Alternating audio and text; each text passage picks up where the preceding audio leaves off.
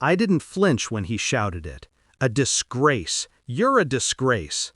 His voice cut through the restaurant like a knife, loud enough for the wealthy friends he worshipped and the relatives he performed for. 16 pairs of eyes shifted to me, waiting to see if I'd cry, break, or shrink. I didn't. I just looked at him and smiled. He didn't notice. He never did. He threw the receipt toward me like a punishment. The bill for 17 people, turkey, steaks, overpriced wine, landing in front of me. "A daughter like you should be grateful I even let you sit at my table," he roared before storming off with his little audience. I watched him leave, calm, steady, because the truth was simple. I had been waiting for this moment, and this morning my phone erupted with 23 missed calls, all from him. Now he's realizing what I did. There was a time when I used to defend him. When neighbors whispered about his temper, I'd say he was just stressed. When relatives asked why he never smiled at me, I'd say he was strict. When he canceled birthdays, holidays, graduations, I convinced myself I wasn't worth celebrating. And on the rare days he showed softness, a pat on the shoulder, a small compliment, I held onto it like a starving child guarding crumbs. I thought those crumbs meant love. But love doesn't flinch when you enter the room. Love doesn't glare at you like a stain. Love doesn't humiliate you as entertainment.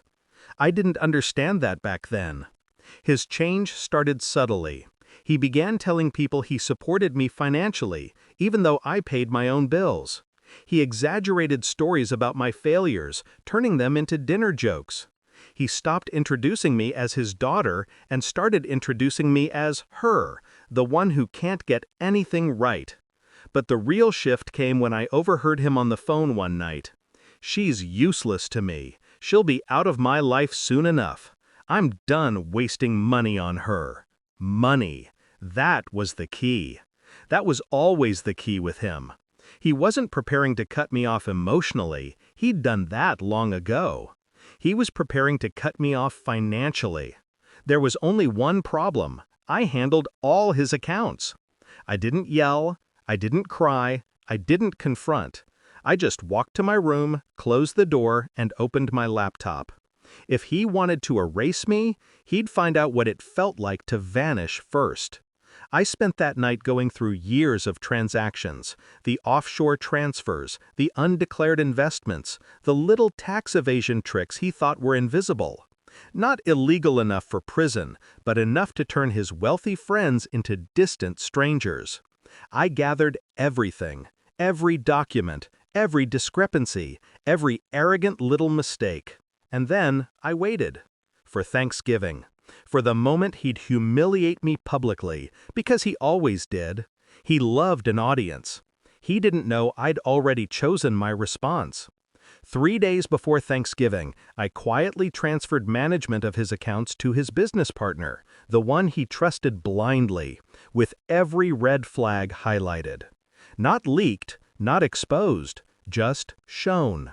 No drama, no flames, just light. And my father hated light. His partner froze the accounts for review. His investments went into compliance audits. His credit cards were placed on temporary hold. His business expenses were questioned. Still, no action from me. I waited. Thanksgiving dinner was simply the stage. When he threw the bill at me, he thought it was the final blow. But I knew what would happen the moment he tried to pay for his next important meeting. His card would decline. His partner would demand explanations. His accountant would stop answering. His friends would start asking questions. And the image he'd spent his life polishing, the wealthy, in-control patriarch, would crack in front of all of them. All because he wanted to break me publicly.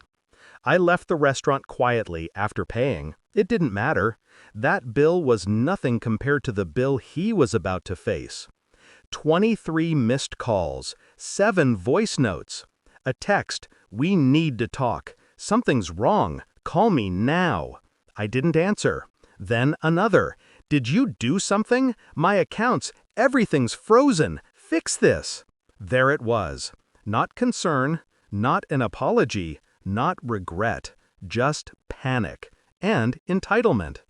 I finally typed one message. A father like you should be grateful I even let you sit at my table. Then I put my phone down. I'm not angry anymore. He built his life on power he didn't deserve. All I did was remove the illusion. He wanted me small, quiet, dependent, afraid. So I became the one thing he never saw coming, a daughter who stopped needing him and learned how to unmake him instead. And for the first time in years, I feel whole.